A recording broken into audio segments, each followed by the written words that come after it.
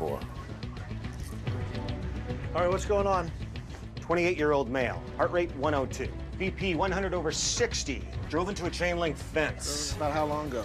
40 minutes. What's his name? Andy. Andy? It's one thing to see somebody with an injury like this, with this pipe sticking through his mouth and really out the back of his neck. You with me? Give me a thumbs up. How you doing? All right. What was really amazing in Andrew's case is that he was awake and alert, sitting up. All right, Julie, I want you to get the OR. Tell them open up. We're coming back for an awake trach. Get angio on the phone, too. We're going to come out the angio as soon as we're done with that, and then get me vascular, ENT, and OMFS on the phone. All right. But he had his phone in his hand. He had, was using both hands, and he was trying to text someone. I don't know really who, but he was trying to use his phone to text somebody as we talked to him and conversed with him. Obviously, it's a great sign that he was awake and he was moving. But with this particular injury, that was also a big concern, too, because I don't want him to turn and smack the end of this pipe on something and dislodge. If this is holding pressure or stopping something from bleeding, I don't want him to mock that pipe around and move it around. Images up. All right, well, looks like it's missed the spine and the base of the skull, so we got that going for us. I think the next thing is just get him in the OR and get control of this airway. I just hope he has a little fighter in him. Not only should he not be awake, he really shouldn't be alive. What a startling image. That you're going to see the x-ray of a man impaled by a metal pipe right through his mouth. But amazing the man survived. Our Dr. Richard Besser is here. I almost knocked over my coffee cup right there, but it's because I cannot get over the size of that pipe. It's unbelievable. George, it may not sound like Andrew Lynn was a lucky person, but had this pipe been a couple centimeters in any direction, it would have killed him. This is the x-ray of Andrew Lynn, taken moments after he arrived at a Las Vegas hospital with a 2-inch thick metal fence pole impaled in his neck. When he walked through the door, it was a little surreal. Andrew apparently drove off the road last November and hit a chain link fence, sending a pole through the windshield.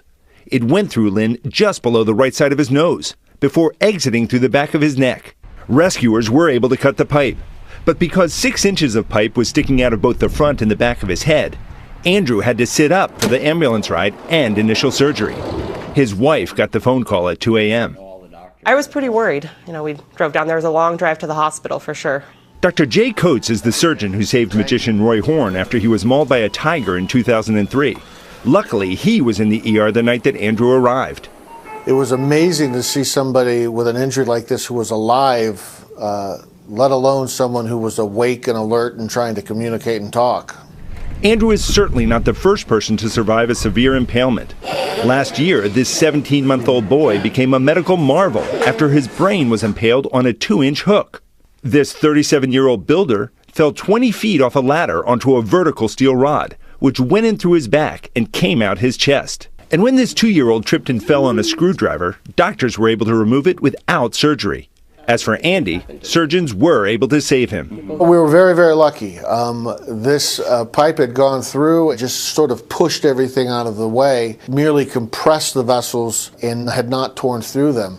There's just no words to describe how scared you are at that moment because, last thing I remembered was going to bed and going to sleep, and then I wake up to all this, so kind of overwhelming, to say the least.